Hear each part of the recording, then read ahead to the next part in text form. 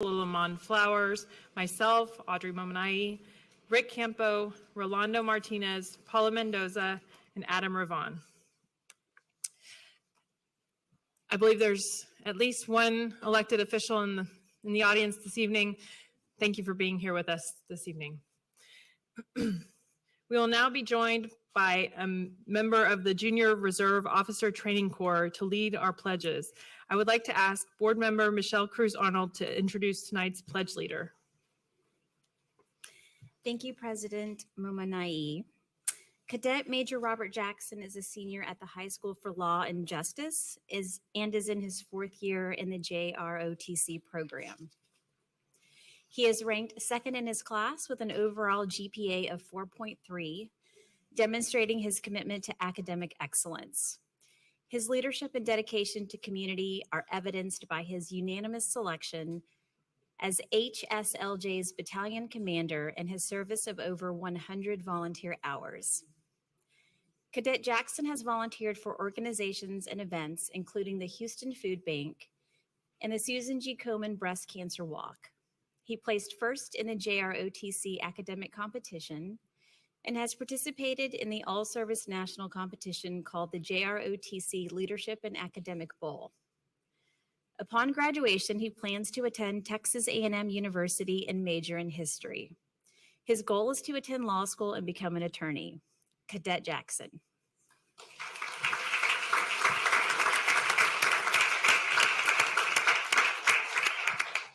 Thank you. I would ask that the audience please rise for the U.S. and Texas pledges.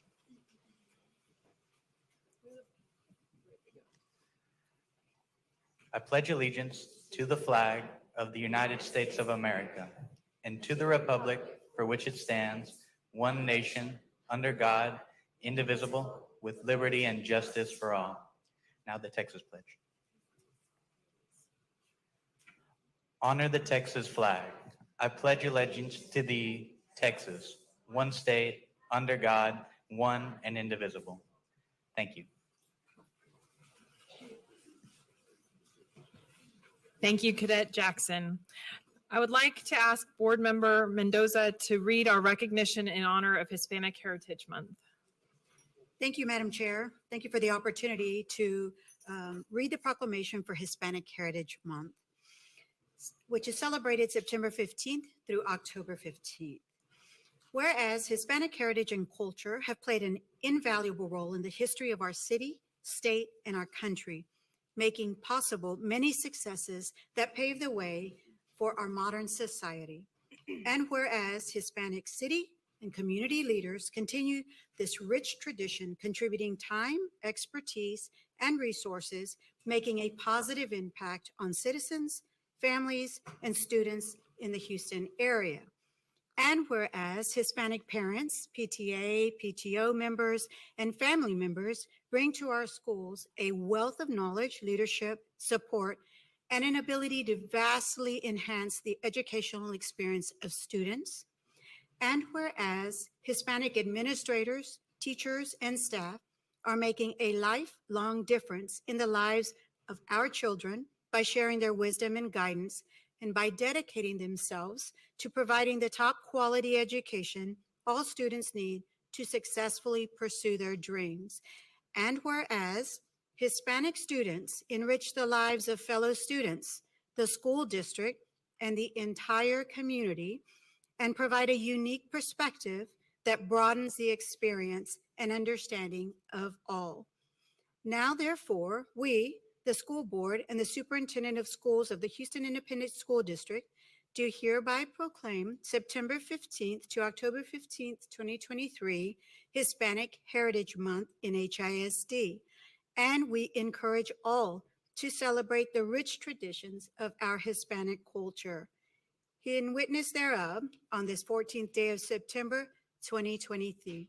Thank you, Madam Chair. Thank you. At this time, we will hear from all of our registered speakers, both those who signed up to address agenda items and those who signed up for hearing of the community. We are glad that you are here and we look forward to hearing from you. Public comment during school board meetings will only be available to those persons who have signed up to speak prior to the meeting time per current protocol. Verbal and other disruptions by persons during the school board meetings are not acceptable as they inhibit the board's ability to conduct business and the public's ability to observe those processes. Persons who participate in such behavior will be given one warning, and if the behavior is repeated, they will be asked to leave the meeting. We have 51 registered speakers who will be limited to 1 minute each per board policy, as we have more than 30 people signed up to address the board tonight. We ask that you stay on topic and refrain from naming individuals, especially students, as their identity is protected under law, but you may name your own child. I ask that you please respect our procedures and the other speakers and end your comments promptly when your time is expired and the timer rings. If you are signed up to speak via Zoom, we must see you live with your camera on as you speak. If you are signed up to speak via Zoom, please check the email that you registered with because a new Zoom link has been sent to you at that email that you registered with. Our first item held for registered speakers is item 1, the 2023-2024 Houston Independent School District Compensation Manual. Will Jackie Anderson please come to the microphone?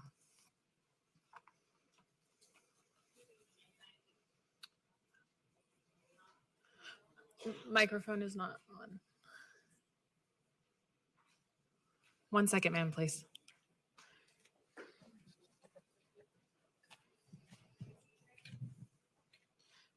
Can you try it again one more time? Nope. Hello? Try. Yes, Okay. working. Good Thank you. evening. Thank you very much. Yes, ma'am. I'm happy to see that you have adopted, or plan to adopt tonight, the compensation manual. We still have many employees who still do not know how much they're going to be compensated for the hard work that they do every day. We get numerous calls, people who are asked to work extended hours for no additional pay. We still get calls from people who will have offer letters for significant amounts of money and their pay does not reflect that. So I hope that the compensation manual tonight that you adopt will address the fact that you are a board, HISD is a company of integrity, and that you will honor those pledges that you have made, those offer letters that you have given to people, and that you plan to pay them what you have promised them. We do an offer letter as a contract. And if you have offered to pay them a certain amount, you should not be backing down now telling them that you have to find the money. You should have had that done before you made that promise. Thank you, ma'am. Our next item held for registered speakers is item 2, approval of resolution adopting tax rate and levying ad valorem taxes for tax year 2023. We will begin with speakers registered to address the board in the auditorium. Will Adam Onifer please come to the microphone? The next speaker will be Ann McCoy. Mr. Onifer, O-N-U-F-E-R? No? Sir, is that you? The plaid? No? Okay. Ma'am, are you Ann McCoy? I am. Yes, ma'am. Please go ahead. In the July meeting, you approved $168 million in funding that HISD does not have. In August, you approved an additional $77 million in funding that HISD does not have, for a total of $245 million in deficit spending. With this proposed tax rate decrease, you will decrease the amount of money HISD has for maintenance and operations. Why would you vote to approve this tax decrease before voters have had their say about this on the ballot in November? HISD needs to hold on to its money. Voting for this decrease in HISD's tax rate threatens the financial viability of the district. Why has there been no discussion of withholding recapture payments for the coming year or joining the litigation against TEA? Either of those actions would demonstrate that you are fighting for Houston and public education. Thank you, ma'am. Your decisions to do Ma'am, otherwise. ma'am, your time is up. Thank you. Our next, ma'am, your time is up. Thank you. Our next speaker on this topic is registered to address the board via Zoom. Mrs. Smith, please admit Yen Rabe. Not yet on Zoom. Okay. Our next item held for registered speakers is item 3, consider and take possible action to approve the formation of a local District of Innovation Plan Committee to draft a local innovation plan. Will Ruth Kravitz please come to the microphone? This speaker is also registered for items 12 and 13.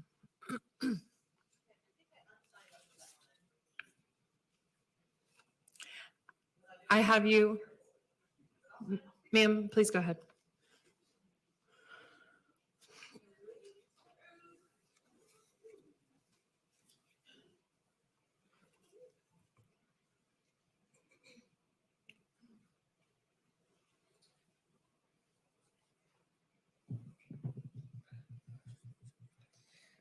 An NAS teacher asked me to speak on their behalf tonight because she's required at a school training held every single Thursday.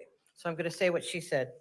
The kids we help, the majority are behind. We're required to give a DOL test after a 40-minute lesson over material we haven't finished and that the students haven't learned yet.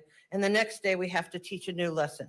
Our students are frustrated and it's killing them mentally. We are told we cannot teach kids where they are, or even stop instruction to build relationships and trust, even on the first day of school. Right after I talked to that teacher, a former student, Facebook texted me asking for help explaining a math problem to his 6th grade son. I helped him, but that's not the point. He reached out to me 20 years after I taught him because he trusted me, because I was allowed to treat the students I taught like human beings. What you are doing to teachers is wrong. Your system is. Thank you, ma'am. Thank you. Our next speaker is Meg Seff. Ms. Seff is our next speaker, followed by Allison Chapin and Lucia Quesada Leon. Ms. Seff?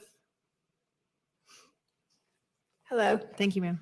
thank you. I'm continuing what your prohibited exemptions are for DOI. I'm talking about special education. You cannot ignore the population because they don't fit your agenda. Refusing their services, refusing to give children instructional material on their level is against the law. Refusing inclusion because they struggle is also against the law. Refusing specialists as part of their program is against the law. We have children that are supposed to have speech and language services, but there's no speech and language teacher in the building. That's not allowed. Not doing paperwork on time is also against the law. You cannot sidestep special ed regulations for DOI. Open meetings. We have codes for open meetings. Thank you, ma'am. Our next speaker is J. Allison Chapin.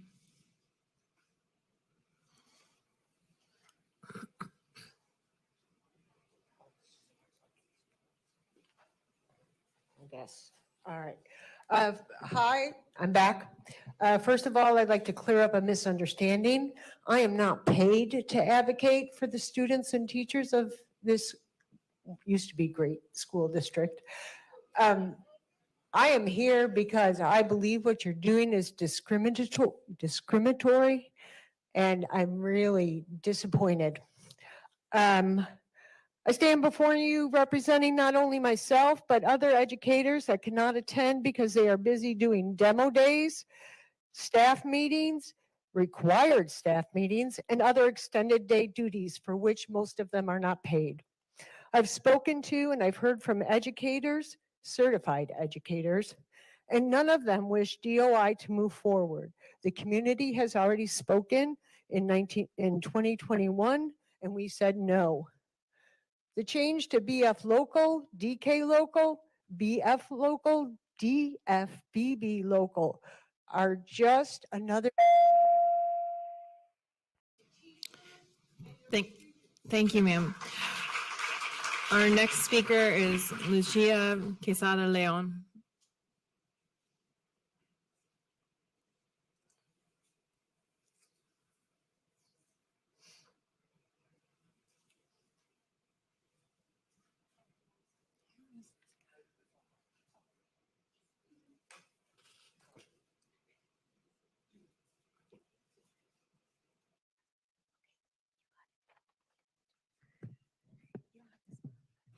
Please go ahead.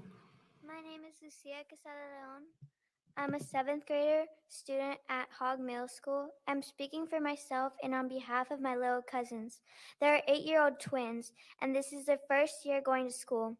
They're so excited, happy, and looking forward to going to school, but now they're frustrated, sad, angry, and feeling bad about themselves. One of them said if I could tell people in charge, I think I would tell them that the timers make me nervous.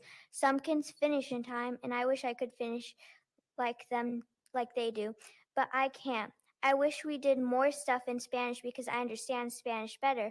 There are people who come into class all day and they are distracting. I don't like this school. My school is also different this year. I do not like the timers. They make me anxious. I have ADHD and my brain needs more time to process. The timer puts pressure on me. It makes me have a hard time focusing, and then I start freaking out about not finishing on time. I would like to know where kids like me fit in your plan because I kind Thank you. Thank you. Our next speakers on this topic are registered to address the board via Zoom. Ms. Smith, please identify and admit our speakers.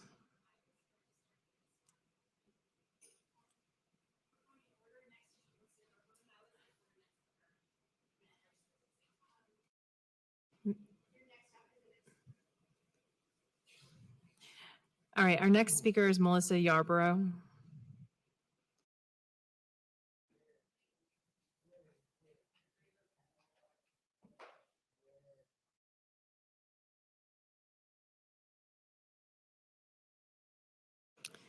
Yes, ma'am, please Is go it my ahead. turn Okay. I'm speaking for teachers who can't be here because they're stuck in demo days, T-test trainings, and open house. The District of Innovation Plan is a blank check that can waive many legal protections. It carries the serious risk of being abused and exacerbating a district culture of fear and mistrust. For example, I'll read you a message that I got from a colleague this week.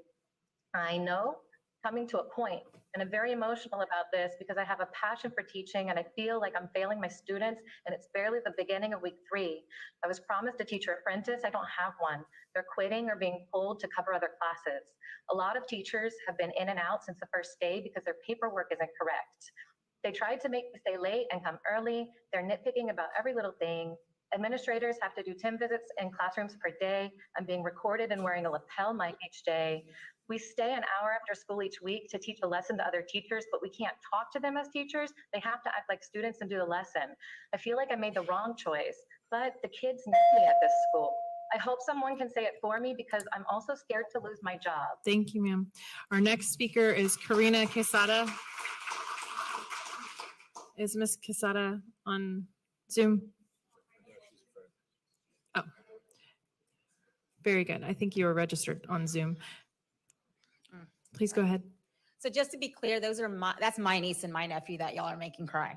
Okay. This curriculum and pacing doesn't work for any child that deviates from the standard. You're putting teachers in an awful position. They can either follow your orders and keep their jobs or follow their students' IEPs, 504 plans, and provide the legally required services to English language learners. And to be very clear, most kids who receive special education services are in the general ed setting. So are you cool with also breaking federal law? You say you want districts of innovation so you can start the school year early. Here's an idea. Why don't you call your boss, Greg Abbott, and ask him to put this in his special session?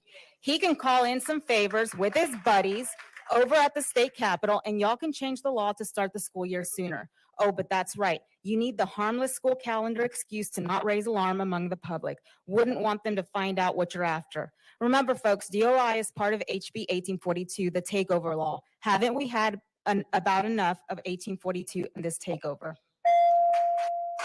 Our next speaker is Kendra Camarena. Kendra Camarena, followed by Carly Trevino.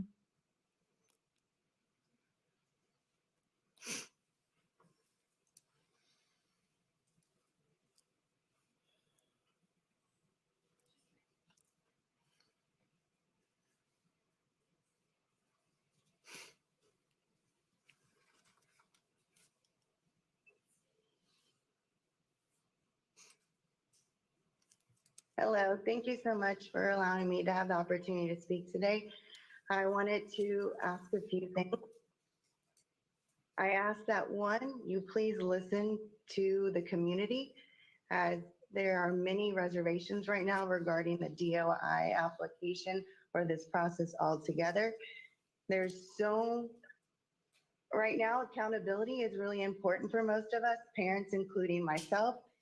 We know that the district has needed or has, been in potential violations, specifically in special education that we're working through. We know that the importance of certified teachers in these campuses to understand the pedagogy. And I ask that you please be very considerate that these checks and balances that are provided currently under our state laws are extremely important, and that you will not actually venture towards a district of innovation. I also ask that you listen to the community and their concerns in regards to what's going on, and truly, truly utilize the power that's been Thank you, given ma'am. to you. Thank you. Thank you. Our next item held for register, oh, I'm sorry, Carly Trevino. Is she online? Okay.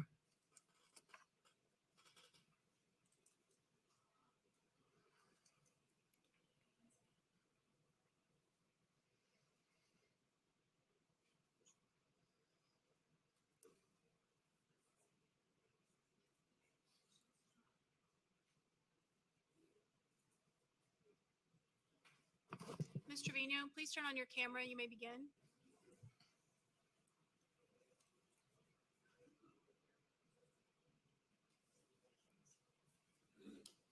I am the parent of twins in 3rd grade at a dual language literature magnet in the IB World School, and I do not agree with the District of Innovation plan.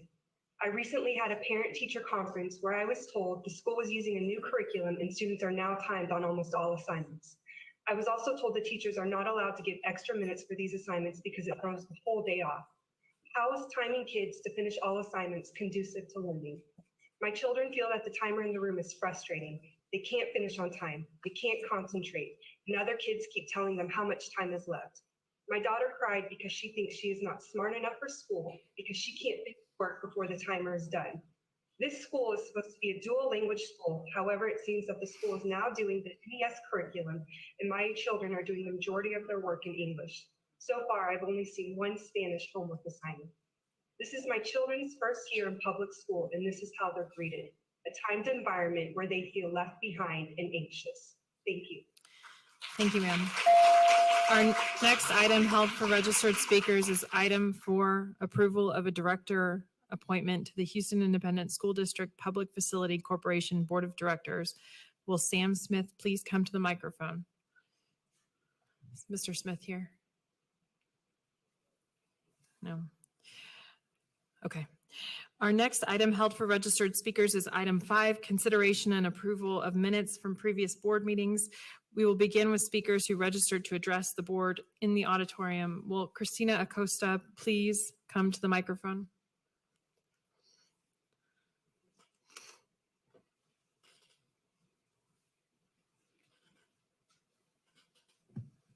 Hello, good evening. I'm here on behalf of the students and parents and teachers that could not come today.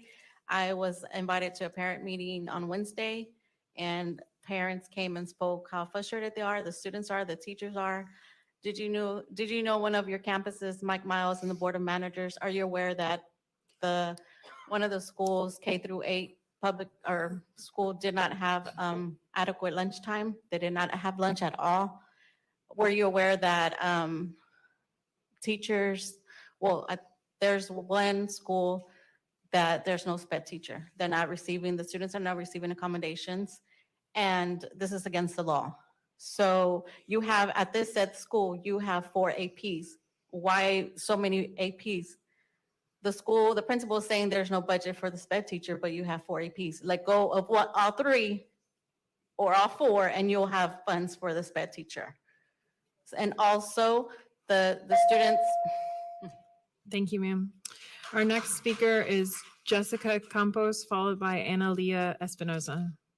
Ms. Campos here? No.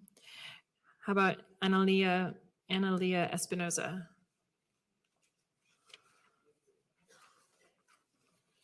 No, okay.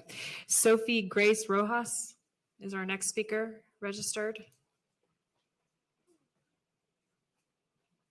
that her? No? Are you our speaker? Yes. Are you Sophie? Yes. Okay.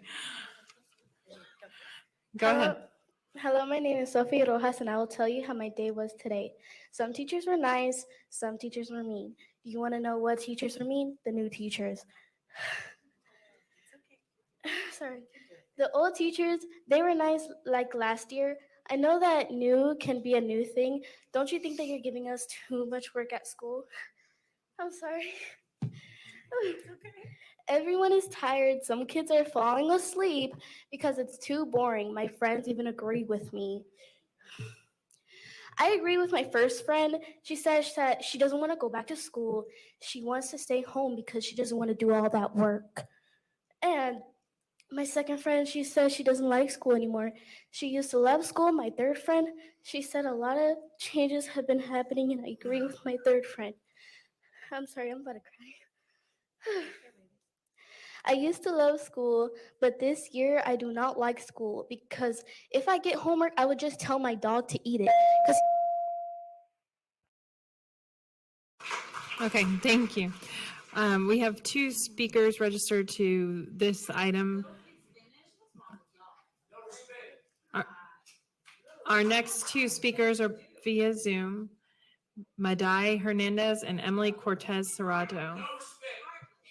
Sir in the black shirt, this is your first warning.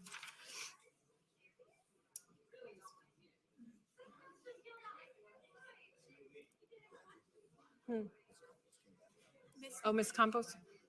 Is there, is it Jessica Campos? Yes. Oh, okay, great. Hi. Is it all right to hear her and then we'll do the Zoom folks? Okay. Ms. Campos, please go ahead. I'm going to let my child finish the last sentence. Yeah, sure. I'm sorry. I will probably just tell my dog to eat it because it's too much work. Mr. Miles, can you just let school be fun again? Please, I just want to be a kid, and you keep on putting more stress on me. Thank you. Thank you. I just wanted to provide it. I know that Mr. Miles gave an update last meeting, and he said that everyone adjusted to the school. That is so not right. I had a meeting on Tuesday with several parents. I want to say about 40 parents, children, and teachers that are not okay with what you're doing to our children. You are setting our children behind, and I will not allow you to do this to my child. You are not following our IEPs, our 504 programs.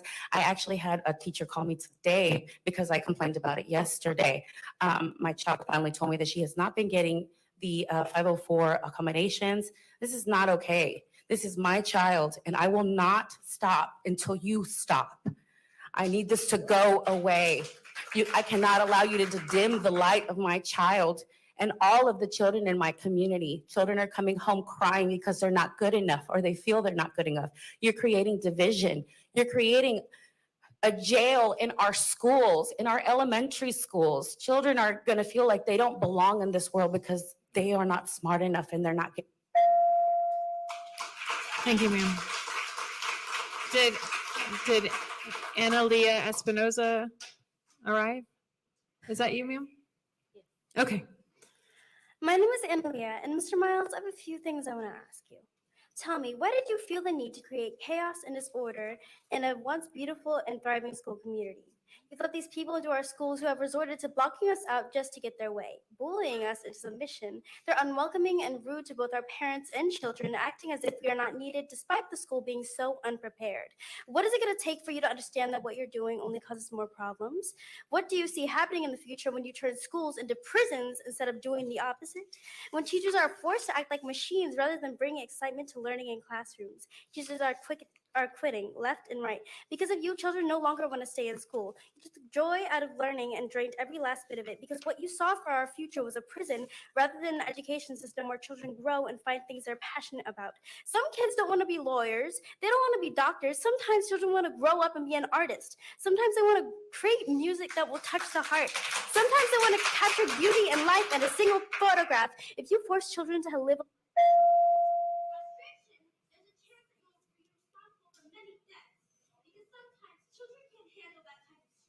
Thank you. Our next speaker is Via Zoom, Madai Hernandez, followed by Emily Cortez Serrato. We have a speaker to item 2 available on Zoom, as well as Ms. Bovelin from the public hearing. Oh, okay. Is she first? Ms. Yen Rob. Who's it? Item 2, Yen Rob. Robbie, Okay. please turn on your camera. You may begin. Yen Robbie.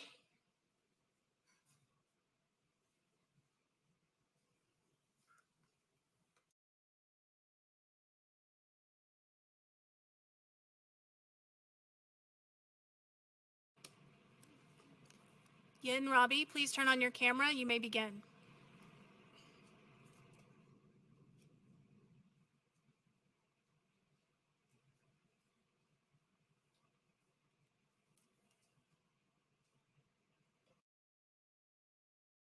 Please go ahead. Oh, you're on mute, ma'am. Ma'am, you're on mute. I don't know if she can hear me.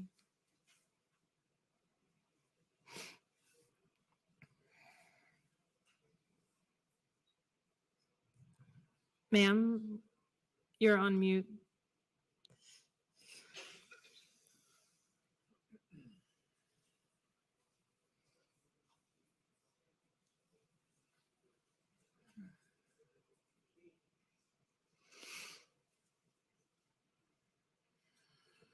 Do we want to go to the next speaker and come back to her?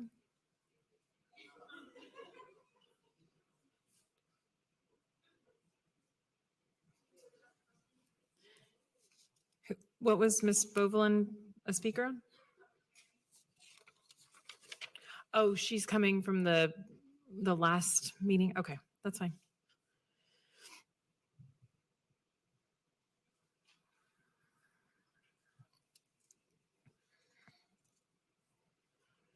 Dr. Bovelin, please turn on your camera. You may begin. Ms. Robbie, we'll come back to you.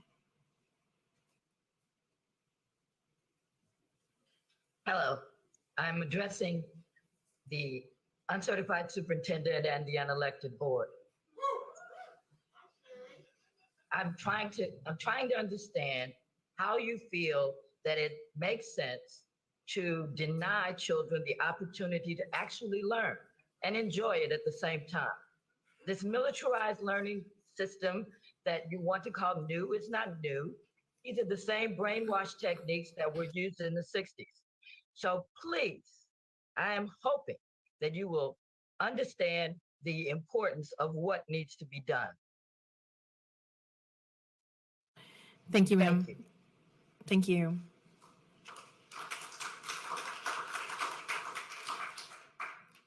Is Ms. Robbie, it looks like she's on mute. Ma'am, can you? Yes, hello. Oh, it's working. It's working. Please go ahead. Okay. Please go ahead. Yes, hello, my name is Yen Rabe. I'm a math teacher and also a constituent. Can you hear me? Yes, ma'am. I am concerned. I'm concerned about the budget deficit, that since June, the deficit has gone up $77 million. And so now the deficit is now at $250 million. At this rate, the excess fund balance will be burned very soon. And so I'm very concerned about that. And how are we going to fund the budget when the homestead exemption has gone up from 100,000, from 40,000 to 100,000? I would like this issue to be addressed. Thank you. Thank you, ma'am. Ms. Smith, are there any other folks in Zoom? Okay. Our next item held for registered speakers is item 10, approval of vendor awards for purchases over $1 million. Will Sarah Terrell please come to the microphone? Is Ms. Terrell here? No. Okay. Our next item held for registered speakers is item 12, approval to waive board policy BF local board policies and approval of proposed revisions to board policy DK local assignment and schedules on first reading. Will Michelle Williams please come to the microphone This speaker is also registered for item 13. Following Ms. Williams, the other speakers on this item are Charles Cruz and Lori White. Ms. Williams, please go ahead. I'm Michelle Williams, Houston Education Association. I'm speaking on behalf of employees, teachers across HISD. HISD has currently lost approximately 20,000 students. So that means our budget has decreased. At the first meeting at Forestbrook Middle, I asked what was going to happen to teachers when the enrollment decreases. And it did just that. So now we have this excess pool that teachers are going to be put into. So what we're looking for is executive directors, your senior staff on the excess pool too, because we don't need more micromanagers and they don't have children to fund those micromanagers. That's what we're looking for. If teachers are going to be on there, they need to be there too. Thank you. Thank you, ma'am. Our next speaker is Charles Cruz. Charles Cruz, followed by Lori White.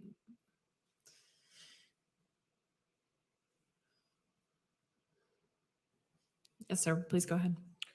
Howdy, y'all. My name is Charles Cruz, CREWS, not like Ted. I am a retired chemical engineer at an early age because I learned very well from a very good school. Unfortunately, it wasn't HISD, but I value public education, and I'm here to speak on behalf of folks that couldn't be here today.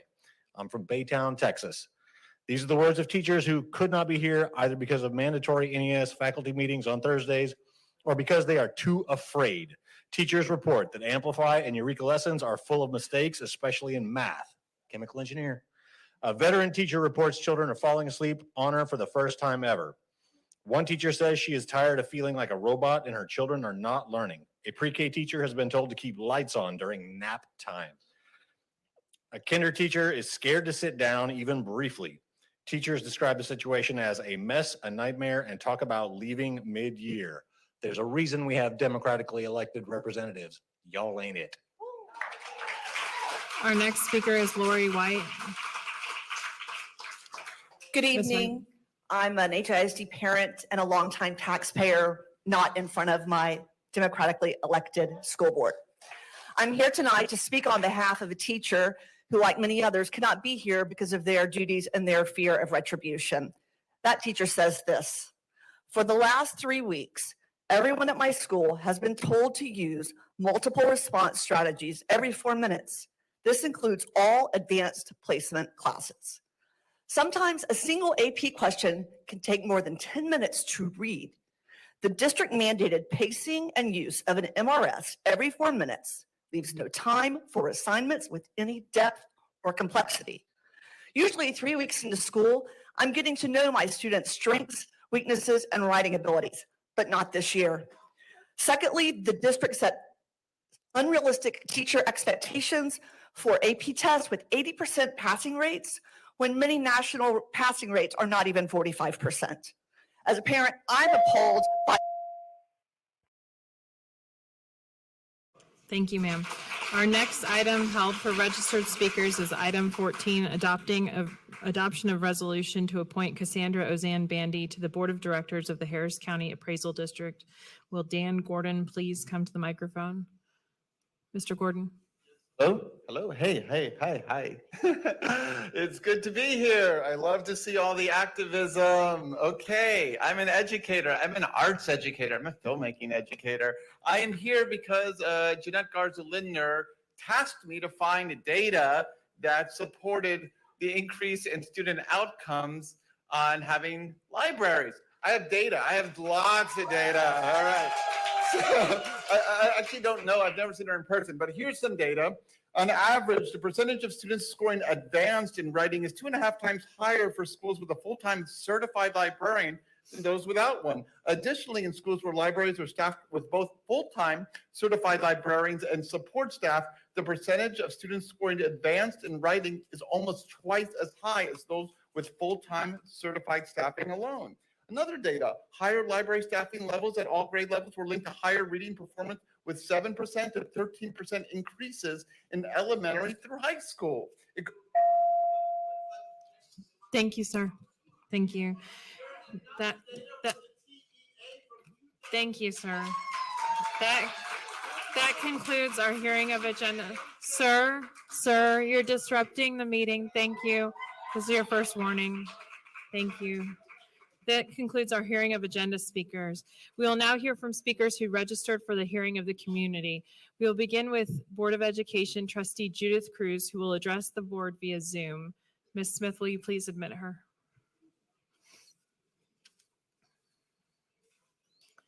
We would like to acknowledge Ms. Cruz for her service to the community. Thank you. Ms. Cruz, please go ahead. Buenas noches, board members and Superintendent Miles.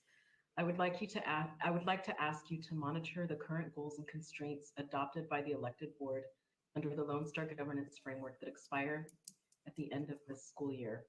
Per the monitoring calendar for this month, you would have monitored the end of year math outcomes for first through third graders. You would have also monitored constraint 3, which monitors if campuses have a campus literacy plan and if parents of students who are behind grade level in reading are being notified. Lastly, you would have monitored constraint 4, which monitors the quality of IEP goals and if students are meeting IEP goals. I understand that you are in the process of adopting a new set of goals and constraints. However, the current data is your baseline data for your new goals. You need to know how the students are doing, and parents and guardians and the greater public also need to know where our students currently are in each of these areas. We received a presentation on START outcomes last week for the 2022-2023 school year. These outcomes are in aggregate, but how are our student groups doing and why? Thank you. Thank you. Next, we will hear from our speakers who wish to address the board in the auditorium. Will Megan Lushtag please come to the microphone?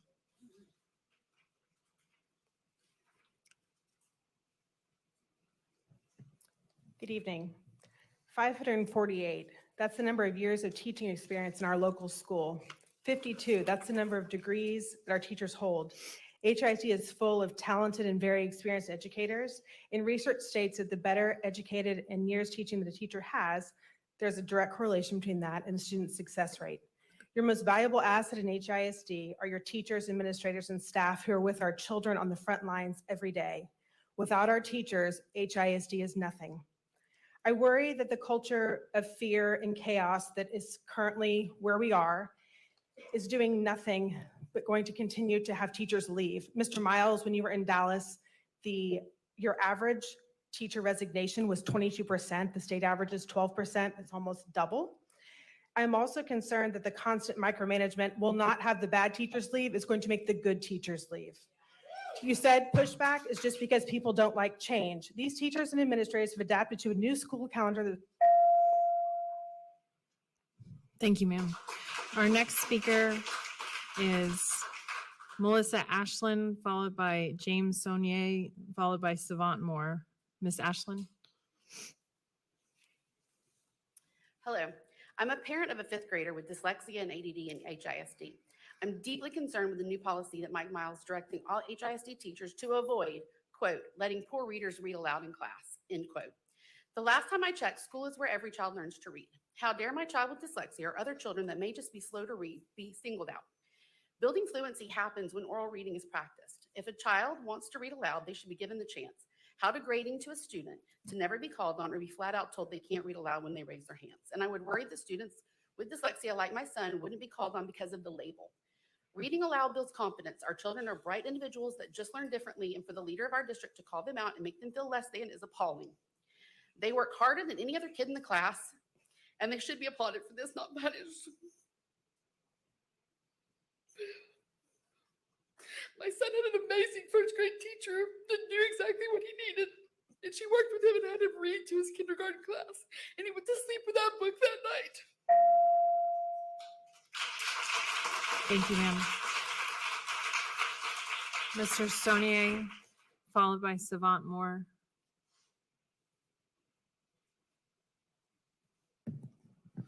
Hi, I'm a father of a 2nd and a 4th grader in HISD. I watched last week's school board meeting as the community shared their concerns and problems with the changes imposed on classrooms. Then the superintendent addressed the board. He completely ignored all those issues and told the board that everything was going great. The contrast between the actual experience in our classrooms and what we're hearing from this administration does not promote trust. We trust our teachers and our principals. You don't know our kids. We didn't vote for you. You need to earn our trust. Mr. Miles has said that people who don't share his vision of HISD are people who, quote, would rather sit on the sidelines and criticize, end quote. I'm a father. I'm not on the sidelines. This is about my kids' education. I'm advocating to protect their school. I implore the board to take these public comments seriously. Gaslighting us about our legitimate concerns is unacceptable. Thank you, sir. Our next speaker is Savant Moore, followed by Wynn Erickson and Marissa Nowitz. Mr. Moore. In governor's training, they said that adult behavior, it matters, it will change student outcomes. We need adults to have some respect and decorum.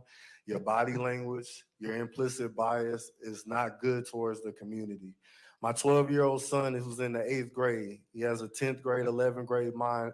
He says, you took my magnet program away from me, from the Black and brown students. We no longer will be able to do UIL math and chess. We were the only ones in the room. Can you please close our doors so that we can learn during our instruction? Then my 12-year-old son said, why do my teachers stand for 7 hours? As a preacher, I'm having to counsel your employees because you're destroying their relationships outside of work. Their back is hurting. They don't have time for their partners because they're so tired from work. I need you to listen to the community. Yesterday at a community engagement, 2 of you were only on. Thank you, sir. Thank you, sir. Thank you. Our next speaker is Wynn Erickson. Wynn Erickson, followed by Marissa Nowitz. Please go ahead. I'm here today to speak out against new HISD policies that put in district-wide down-to-the-minute teaching regulations and strict pay-for-performance systems that tie teachers to a single test or unduly rigid evaluation criteria. I'm extremely concerned about these lesson plans that force every teacher to teach every class in the same rigid way.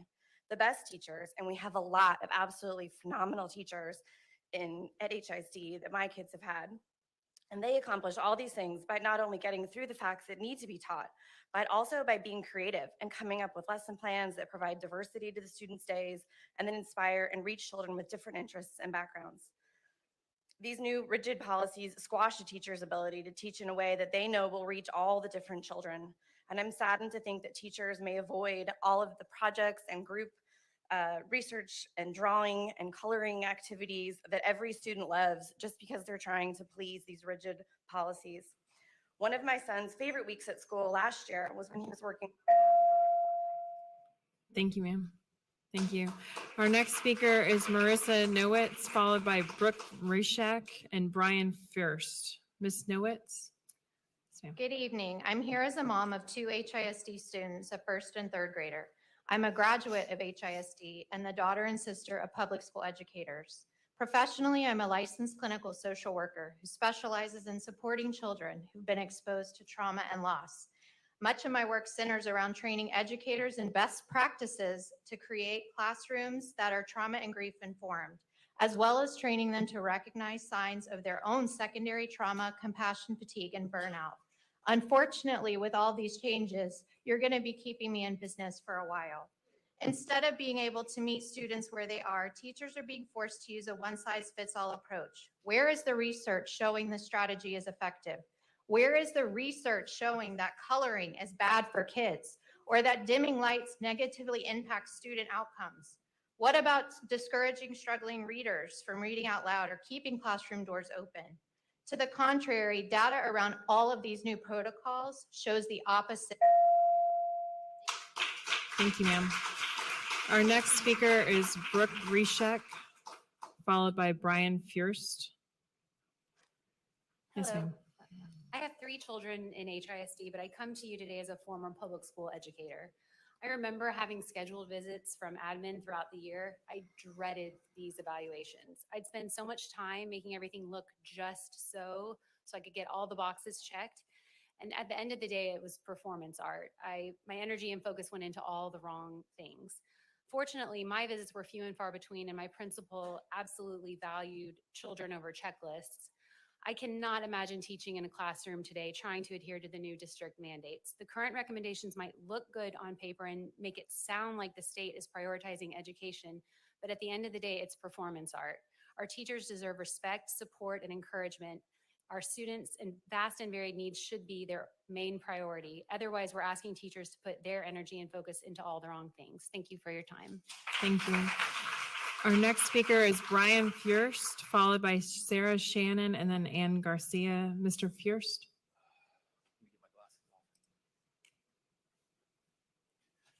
Okay, and Brian Furst got 19 years with the district, had to retire early due to an illness. HISD offers different subject. HISD offers a sick leave bank, which is a sick leave bank, which is a voluntary salary reimbursement insurance for catastrophic illnesses. My first hope, revise HISD sick leave bank or SLB. There's 3 supportive action changes that need to happen. First, the permanent denial due date, the required performance is too soon. Start the 30 due date countdown from the first day back to work instead of the first day off. This will eliminate favoritism. No, there is no law that requires this immediate permanent denial due date. Second, add professional courtesy warnings informing of impending financial danger. Third, give second chances. Second, my hope, reimbursement. This is grievous. Because of the lack of supportive actions just described, I was denied SLB reimbursement. I was very sick, unknowing, unsuspecting, trusting that all will be taken care of. I have, for starters, $4,200 in medical. Thank you, sir. Thank you. Our next speaker is Sarah Shannon, followed by Ann Garcia, who will be followed by Carolyn Jones-Darville. Sarah Shannon? Is Shannon here? No. Ann Garcia? With dual language in the district. My kids are in a dual language program, and my third and fifth graders are no longer getting 50% of their instruction in Spanish. Why? The Texas Administrative Code requires that at least 50% of instruction must be in Spanish, and that a dual language program must continue without interruption through 5th grade. If kids are not being taught at least 50% in Spanish after the 2nd grade, it is not a dual language program. 37% of HISD students are emergent bilingual, the majority native Spanish speakers. By ending dual language without warning, you are leaving the most vulnerable students behind. A high-quality dual language program based on research produces higher reading scores. This is how English proficiency is best achieved. Please ask the hard questions if you really want to improve academic achievement for brown kids. Thank you. Our next speaker is Carolyn Jones-Darville, followed by Sarah Gittens and Stephanie Bell. Yes, ma'am. My name is Carolyn Jones-Darville. I'm a proud member of Delta Sigma Theta Sorority Incorporated. We are the largest women's organization in the world, and to date, our worldwide membership exceeds 350,000. Since our chartering, we have been active in the community, with one of our priorities being educational development. Recent reports indicate that as HISD Superintendent of Schools, you have developed a plan to eliminate librarians in the 28 schools that are under the new education system. The plan mentions repurposing the libraries at the 28 NES schools, which are in communities attended by students from Black and Latino families with lower incomes. While I am happy that most HISD students will keep their librarians and use of the facilities as they were pre-NES, it is unjust that all HISD students will not have the same access. I implore you to support the learning needs of all HISD. Thank you, ma'am. Our next speaker is Sarah Gittens, followed by Stephanie Bell, and then Melissa McPhail.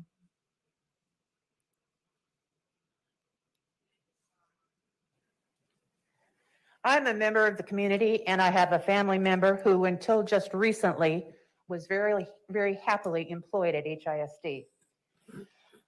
I would like to provide a different perspective. We've heard from teachers and parents, but noted educator and author Justin Bader, PhD, has posted about HISD on social media, and I would like to paraphrase his comments.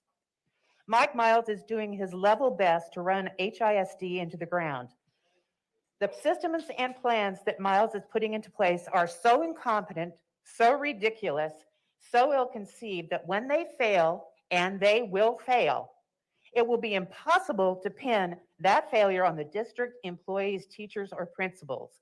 It is obvious the blame lies with Mike Miles and you, the unelected board.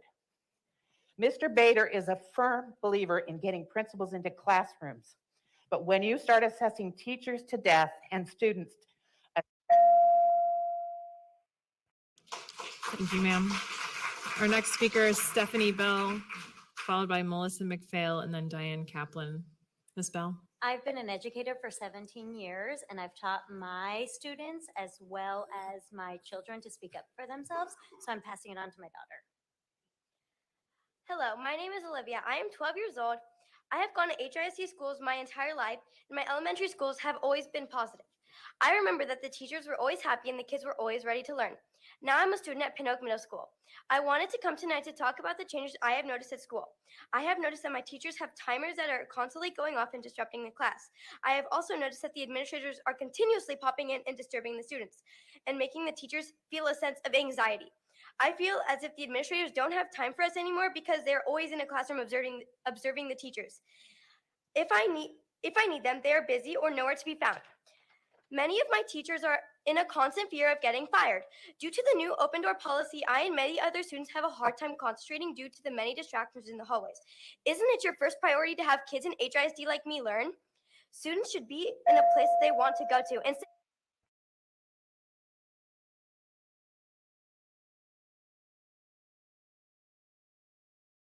Thank you.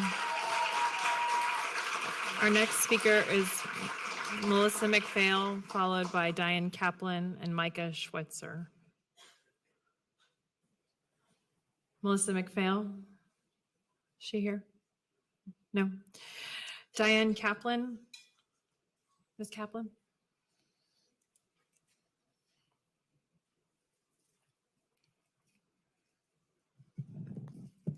I have been in reading education my whole adult life. I had prepared 3 minutes and now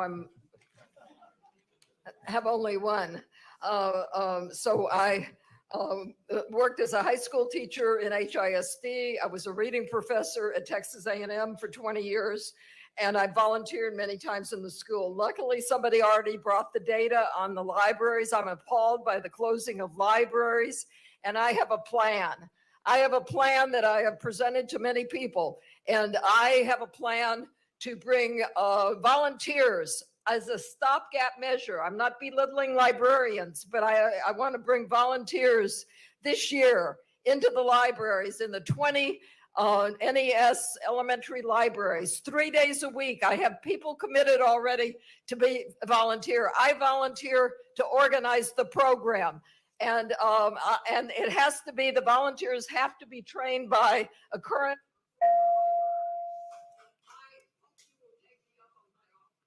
Thank you, ma'am.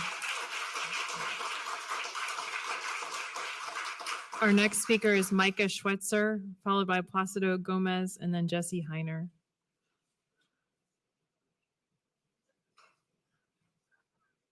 Micah Schweitzer? No? Placido Gomez?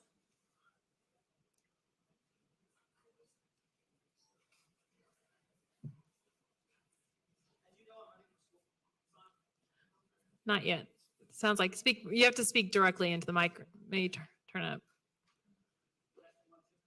I don't think so. Hold on.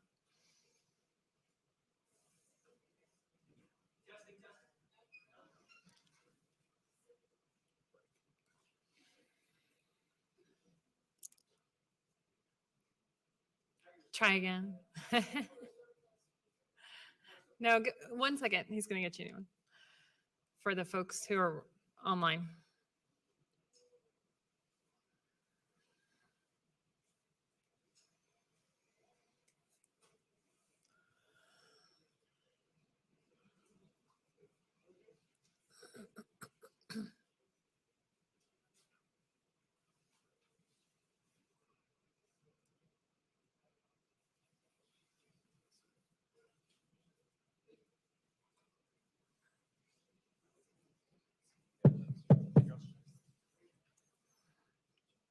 Mr. Gomez, please go ahead.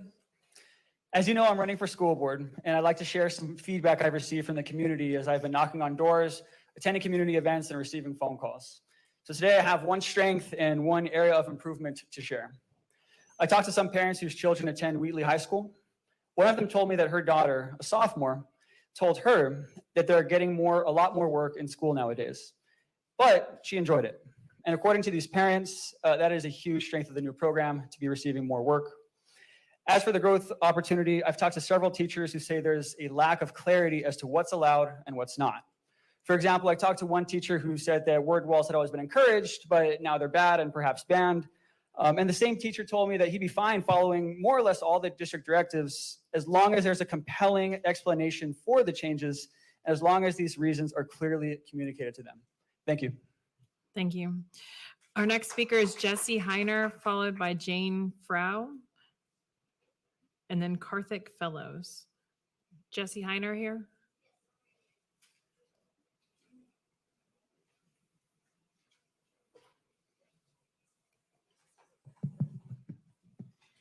Please look at the tripod in front of me. Visualize a webcam on top facing all of you in the audience. Visualize your nine-year-old family members in this audience with you. You are now in an NES or NESA classroom.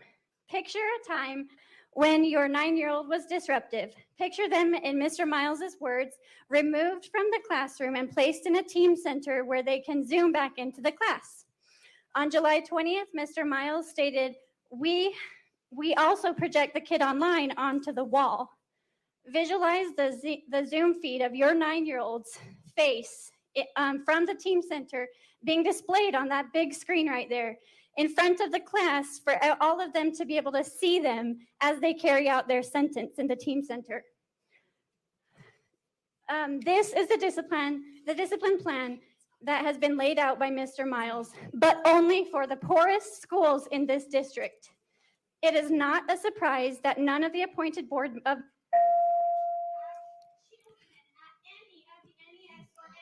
Thank you, ma'am. Our next speaker is Jane. I think it was Frio. Is that right, ma'am? Okay. Is it on? Yeah. Yes. There was a special education review conducted in 2017 by the district and published in 2018 of February 2018. It was conducted by a company called AIR, and it's still available on the HISD website and states 10 comprehensive areas for improvement. There is a current board constraint that is for you, the board, that says, and I quote, "The board will not allow 5 years to pass without a special education review." It's now the fourth quarter of 2023, and I am asking you, the Board of Managers, to do your duty and approve a special education review, to not be in violation of your own policy. And while you're considering things like District of Innovation, I would say it would be important for a community that was making a decision at DAC to not make any changes on a District of Innovation until this special education review has been done. Will you commit to doing this? I also brought this up to the elected board in January and February of 2023. So you're. Thank you. Our next speaker is Karthik Sura, and then followed by Paula Kubina. Karthik Sura. Okay. Paula Kubina. Or Karthik Fellows, is that? No. Okay. Paula Kubina.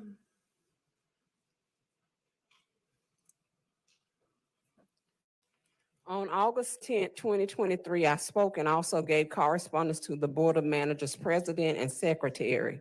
This correspondence was entitled "Total Disregard for Your Chosen Purpose," and it was from a businessman of the community who is also a Houston Black retired police officer and Vietnam War veteran. As of the date of this evening's meeting, the business leader has not been contacted. But what has happened is now the Board of Managers has scheduled community engagement meetings to continue what F. Mike Miles began in the summer, which is not part of a job description of any USA school board.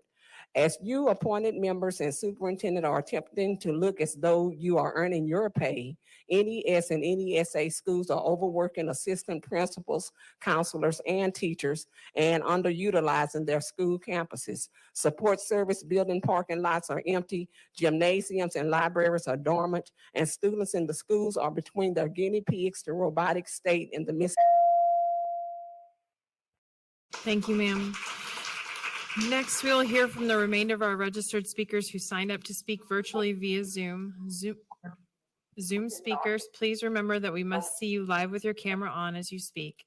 Ms. Smith, please identify and admit our speakers. Dr. Boblin, please turn your camera on. You may begin. Yes, that's what I'm trying to do. It's harder on my phone. All right. I want you to understand clearly that I am for education. I'm for public education. But what I'm not for is for a board of managers, a superintendent, and a now DAC committee that is all intended to just say yes. I dare any of you to go against what Mike wants. You have to believe that what we're saying is true, that we're not just a few people, a few naysayers who don't want change. You have to believe that because you can see it in your own face. So I dare you to go against him, and you won't be on there any longer. Our next speaker is Audrey Nath. Audrey Nath.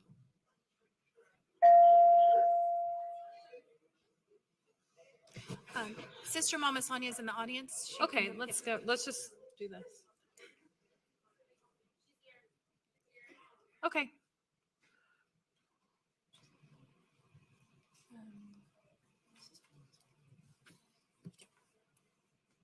Are you pulling up Miss Nath?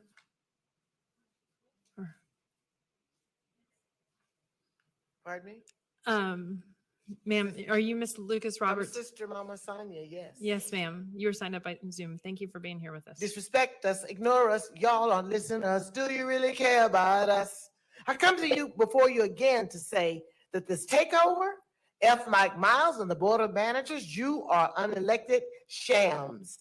HISD is the poster child for taxation without representation. It's no secret that you are the puppets of Mike Morath and ultimately your big boss, Greg Abbott. You're doing their bidding. Do any of you even live in our Black or brown communities? It's so obvious. You don't even know how to nurture or care for our children. Can you imagine elementary school, even high school classrooms with no pictures or inspirations on the walls? Our Black and brown scholars matter. We are on the road back to separate and unequal. Racism is an illness. Are you sick? Disrespect us, ignore us. Y'all refuse to listen to us. Y'all don't really care about us. Thank you, ma'am. Our next three speakers are by Zoom. Ms. Nath is not on Zoom, but Maria Benzon, you may turn on your camera and begin. Hi, I'm sorry. You could, sorry. Hi, my name is Maria Benzon, and I am a teacher at Sugar Grove Academy. I am concerned about agenda items 12 and 13, where teachers can be placed in the excess pool and then can be terminated. You don't need a big staff because low enrollment and lack of funding. Send those teachers to the excess pool. Get rid of dual language and magnet programs. Send those teachers to the excess pool. Close or consolidate schools, which is likely to happen with this takeover. Send those teachers to the excess pool. Then, in the excess pool, terminate the teachers. That is a very efficient plan to make teachers at-will employees. Voting yes is a vote that devalues teachers and supports the destruction of public education. Please vote no. Thank you. Thank you, ma'am. We have one more Zoom speaker from the public hearing, Brenda Hernandez. Okay. I invested and it leaked everywhere for hours and hours until we figured out exactly what it Ma'am, was. which please is turn on your, water. it's just speak. Initially, it wasn't leaking very much at the bottom until like literally just flooded Ma'am, through please where turn- it please went turn up on to her your unit for a couple of hours, video. came back and it was a Ms. Hernandez, please turn your disaster, camera right? on. So, Ms. uh, Hernandez, please turn your camera on. all I can say We have to is- see you. Oh, I'm sorry. Give me just a minute. I'm gonna have to let you go. I'll call you right. I'll call you back in a little bit. Okay. Ms. Benzon's daughter also signed up to speak. Okay, thank you. Are we ready? Hold on one second. Who are we hearing from? This was Adita Sage Bittner. Okay, also on the wonderful. list. Thank you. Okay, please go ahead. Okay, you can read. Hi, my name is Adita Sage Bittner, and I am a fourth grader at Fondit Elementary. I want you to know why this year is different from last year and how it is affecting my friends. And we love math. This year, however, math seems boring. My teacher asked to use Eureka, which we didn't have last year. A couple of diagrams like number lines and place value charts are helpful, but I feel sad, like we're preparing for the STAR test every day. We want to be creative problem solvers and critical thinkers. How can we do that when the curriculum is boring and feels like test prep? Thank you. Thank you.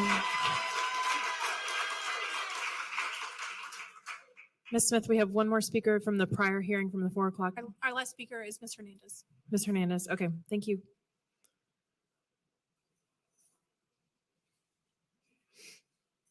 Ms. Hernandez, would you like to try again now?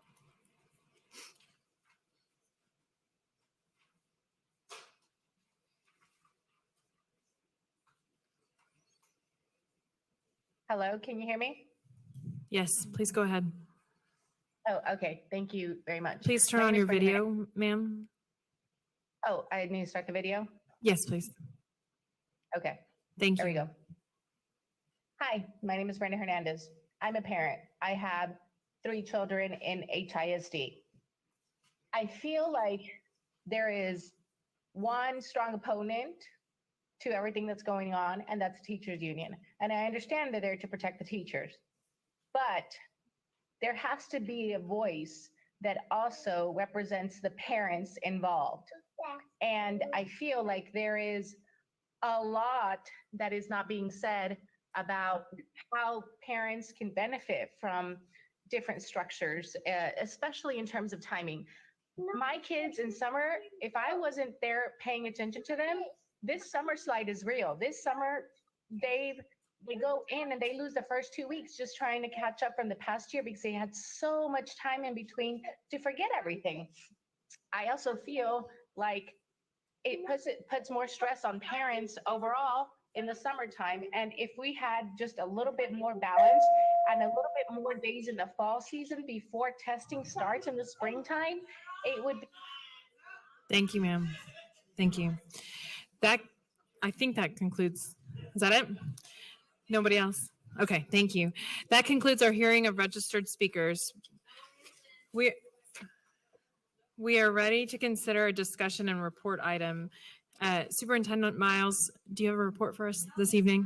Yes, I have a couple. Hold on, just hold on one second. Can you speak with Ms. Smith? And if that's correct, we'll have you speak later. That's fine.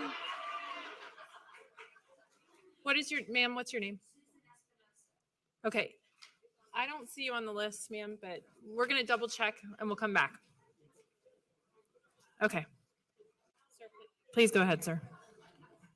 Yeah, thank you. Oh, at 4? Oh, ma'am, you were a speaker at the 4 o'clock and we did call you. Please feel free, the microphone's in the back. Oh, I'm sorry. I guess where did it go? Oh, he's got it. He's bringing it to you.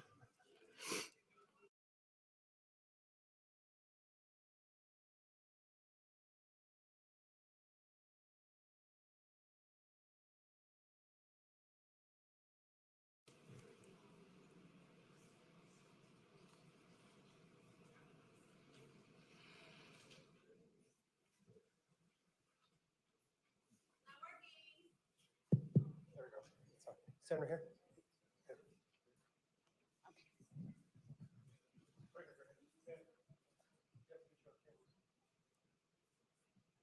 Yes, ma'am. What is a CEO of a charter school network doing on the running a public school district? Why is there only one teacher on the board of managers? Well, we know what the ultimate goal is. Abbott and Marath want to turn this public school district into a charter school so that it will continue, it will make a profit-making machine for already wealthy folks like yourselves, Mr. Miles. We know you're a millionaire, but Mr. Campos got you beat. And all of this will be at the expense of our children and communities, especially the Black and brown schools. So let's talk about what you've done so far that looks like charter schools. Removing libraries, turning into detention centers. In charter schools, you can kick out problem children. In public schools, we have to educate them. So you're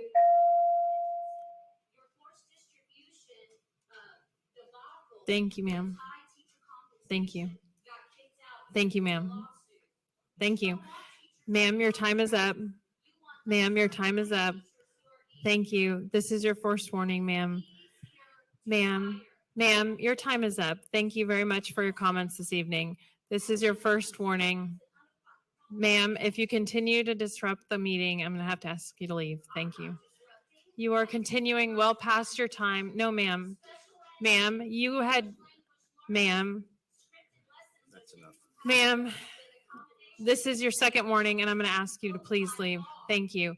Ma'am, if you're not willing to leave, officers, can you please assist this lady?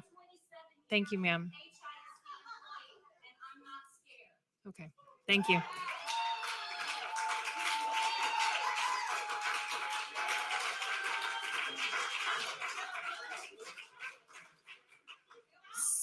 Superintendent Miles, we're ready for your... Wait just for a second.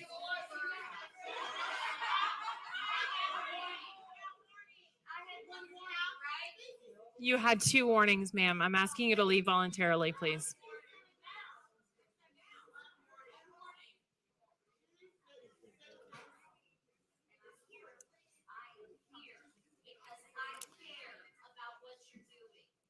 Ma'am, I appreciate that. You had multiple warnings, ma'am, and I've asked you to leave, please.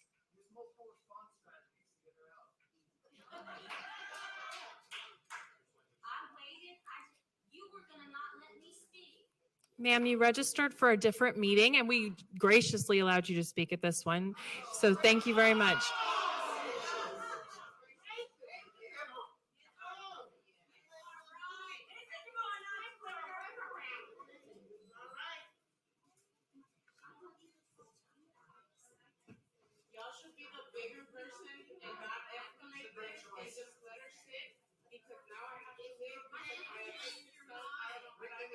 People should follow the rules.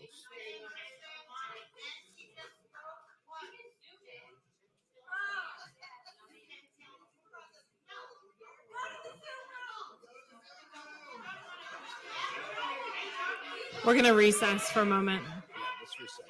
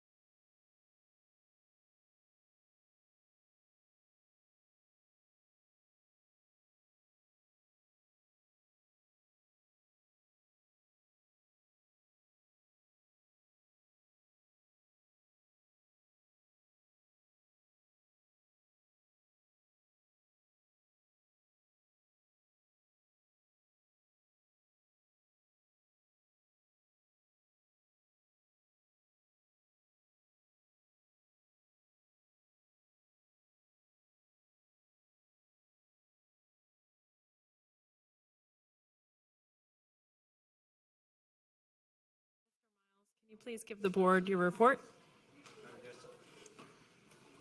I have a very short report today. Board members, thank you. I think this is the 11th or 12th school I've been in, and on most of those visits, you have been with me. I think that's great because you're able to see what's actually happening. And the more schools you get into, you see the team centers, you see the kids focus and working. I saw today, and a couple board members were with me today and last week, kids who are focused, teachers who are teaching well. And I'm actually in the school looking, and so are you, so you can put the comments in context. And I think that's the only way to really understand what's going on and actually believe what's misinformation and what's real information is to be in the school. So thank you for being in the schools with me, so you can actually see what's going on. The second thing is last board meeting, I told you I'd give an update on enrollment. We're at 181,493 as of 2 o'clock today. So we'll give you another report at the next board meeting. It'll fluctuate just a little bit, but hopefully we're going to stabilize somewhere around there. And that's all I have to report today. Thank you. Thank you. Our first item held from the consent agenda is item 2, approval of resolution adopting tax rate and levying ad valorem taxes for tax year 2023. This item is being held per state statute, Texas Property Tax Code Section 26.05. May I have a motion? I'll make the motion. What is your motion, sir?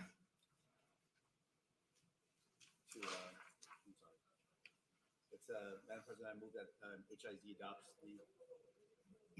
I got it. Madam President, I move that HISD adopts a tax rate of 86 and 83 cents per each $100 for tax year 2023. And further move that the school board approves a resolution and ordinance adopting the tax rate and levy ad valorem taxes for the year 2023 as reflected in the resolution.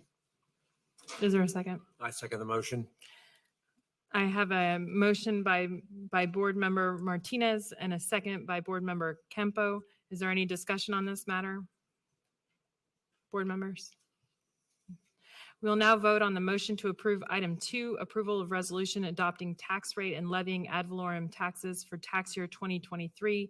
All in favor, please raise your hand. You may lower your hands.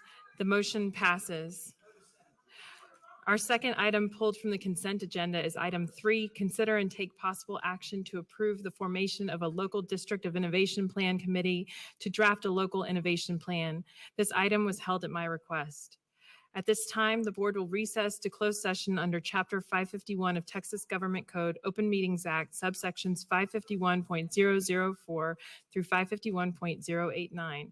Should board final action, vote, or decision on any matter considered in the closed session be required, such final vote, action, or decision shall be taken at the open meeting covered by this notice upon the reconvening of this public meeting or at a subsequent public meeting of the board upon notice thereof.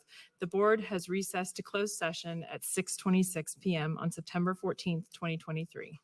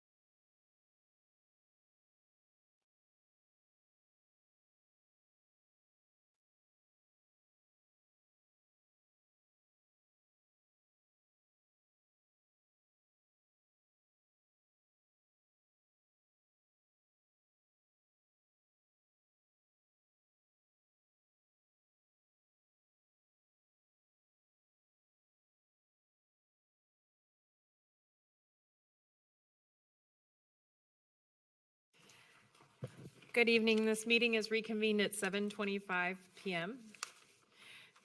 May I have a motion on item 3, consider and take possible action to approve the formation of a local district of innovation plan committee to draft a local innovation plan?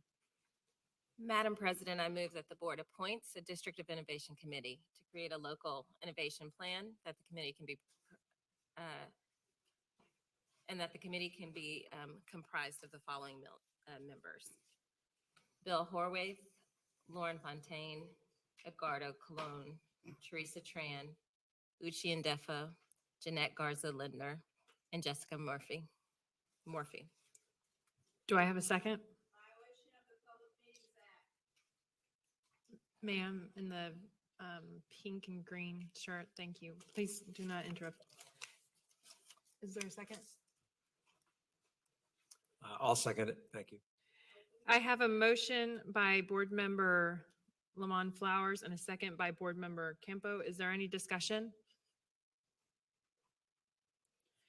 We'll now vote on the motion to approve item 3, consider and take possible action to approve the formation of a local district of innovation plan committee to draft a local innovation plan, appointing a committee comprised of the specified members. All in favor, please raise your hand. You may lower your hands. The motion passes. We are now ready to consider the remainder of tonight's agenda. Do I have a motion to approve the balance of tonight's agenda by consensus? So moved. Thank you. Is there a second?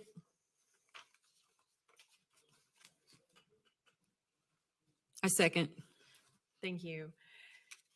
I have a motion by Board Member Mendoza and a second by Board Member Ozan Bandy. Is there any discussion? We will now vote to approve the balance of tonight's agenda by consensus. All in favor, please raise your hand. The motion passes.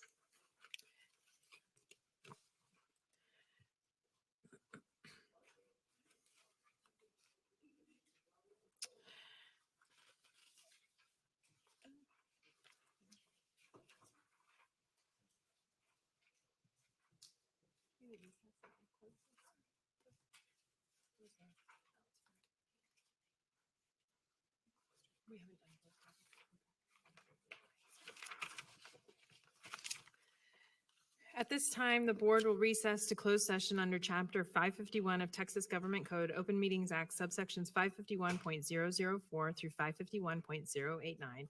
Should board final action, vote, or decision on any matter considered in the closed session be required, such final vote, action, or decision shall be taken at the open meeting covered by this notice upon the reconvening of this public meeting or at a subsequent public meeting of the board upon notice thereof. The board has been recessed to closed session at 7:28 PM on September 14th, 2023.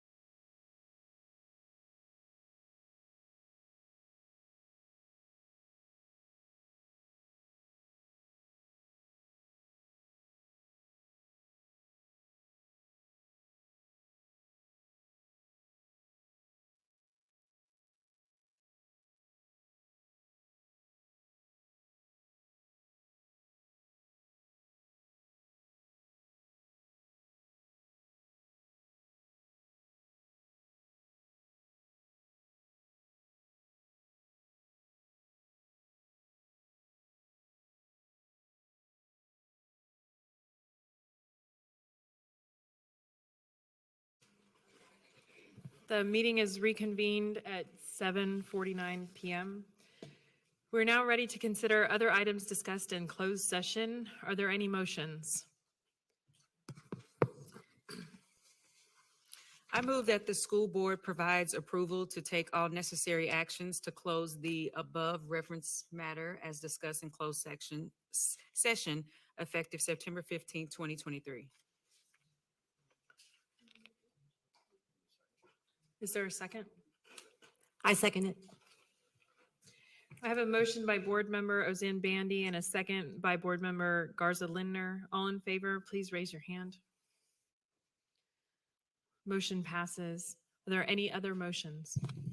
I move that the board approve the balance of the closed session personnel agenda, including specifically that the board approve proposed terminations of continuing term and probationary contracts, that the board approve end-of-term terminations of probationary contracts, that the board approve proposed non-renewals of term contracts, that the board approve issuance of fourth-year probationary contracts, and authorize the superintendent or his designee to provide notice of same, that the board approve separation and release agreements, that the board approve withdrawals of contract recommendations and any reissuance of same, and that the board approve issuance of final orders on contract terminations and non-renewals as discussed in closed session effective September 15th, 2023.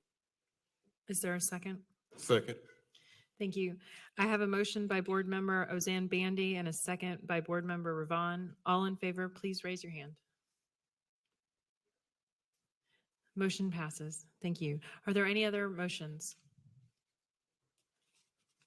No. We are now ready to hear reports and comments from board members. I'll start with Michelle Cruz Arnold. Thank you, Madam President. I will be brief. I wanted to make a few comments with respect to community engagement. Earlier this evening, Superintendent Miles made reference to campus visits. And Superintendent, I want to thank you for inviting members of the board to join you since school started, to join you as you visited campuses, specifically NES campuses and NESA campuses. I don't want to speak for the entire board, but I will tell you that for me, at least, these have been very enlightening experiences. There's certainly what we hear from community members, both good and bad, and then there's what we see with our own eyes. And so there's three key takeaways that I wanted to mention here. One, it certainly gave me insight into what was happening in schools. And when I walked into two schools, in fact, today, I saw team centers not full of disciplinary students, but those who had excelled in their lessons and were ready to learn. And so many students that they had to bring in extra desks, which was really exciting. Also libraries where both principals at campuses said the students could still check out books if they wanted to. And really beautiful hallway sort of poster boards decorated really beautifully at both the middle school and elementary school level with a lot of colors, honoring all sorts of things from sort of specific holidays to past presidents. It was very age appropriate and very inspiring for the age group. The second was feedback. I saw a lot and heard a lot of positive, constructive feedback and less critical feedback. And the last thing is that, Superintendent Miles, I believe that you are more of an instructional superintendent than most any. And I have actually worked for a couple of superintendents, and it's amazing to see. And I don't know about the rest of you board members, I actually got to see Superintendent Miles instruct a class today with permission from the classroom teacher and the principal. And I'll also mention that we showed up unannounced. So these were not performative experiences that we saw today. And it was a little bit surreal to see the superintendent teaching a class on the spot and the students engaging immediately. So thank you very much for that experience. And I know I look forward to seeing other schools throughout the year. Thank you. Thank you, Board Member. Ms. Ozanne Bandy, I think you had some comments. I'll be brief. I just wanted to make a comment about some of the community engagement meetings that we've been having in small sessions. They have been extremely open, honest, intimate conversations from community members that are not able to make it to board meetings or that we just otherwise wouldn't hear from. And it's been great. We've been collaborating with elected board members, trustees that have brought folks from their community. We've reached out to a number of community organizations in leadership within our community. And we just really appreciate the willingness for people to speak with us so that we can ensure that we are protecting the values that inform our goals and constraints. So we will continue to do those. We've been doing them since the beginning of June. I know we have a packed calendar, so thank you to all the board members as we divide and conquer these meetings. They are very informative and we look forward to continuing them. Thank you. Board Member Martinez, did you have some comments to share? Yes, I'll be brief. So we had our first board meeting for board goals and constraints at Faria's Early Childhood Center. We have, I believe, 9 more planned to wrap up with Kashmir, I believe on the 26th. I could be wrong about that date. But we invite all of our community members to come out, talk to us about the board goals and constraints, because that's what the purpose of the meetings are for. There's also the availability of the QR code, which is ongoing. You can provide feedback in that manner as well. And there's a Spanish translation version as well. Thank you. And I'll just echo what Mr. Martinez just said about our community meetings. We do have a number still planned over the next couple of weeks. And the 26th, I believe, is the Kashmir, the last meeting that we have planned. It's an opportunity for community folks to come out and tell us what it is that we want for our kids, what the community wants for our kids, as far as what they expect them to know and be able to do when they graduate from high school, what we expect for our children when they're in middle school, and what we want for them in elementary school. So it's a great opportunity for us to hear from the community, and we look forward to those events. Anything else from anybody else on the board? No? Mr. Miles, did you have anything else? No, ma'am. Okay. I think we need to take up one more item. You just need to redo the vote to provide more clarity on what you voted for in the closed session. Okay. So it's the first vote. Okay, we've got a clarifying motion. Okay, Ms. Ozanne Bandy, please go ahead. I move that the school board approve authority for the superintendent to take all necessary actions related to acceptance of the donation of land by ELPH Enterprises, Ltd., as discussed in the closed session. Thank you. Is there a second? Thank you. I have a motion by Ms. Ozanne Bandy and a second by Ms. Mendoza. We can now vote. All in favor, please raise your hands. The vote passes. Thank you. Our next regular board meeting will be held on October 12th, 2023. The work session for that meeting will be on October 5th, 2023. There being no further business, this meeting is officially adjourned at 7:58 p.m. Thank you.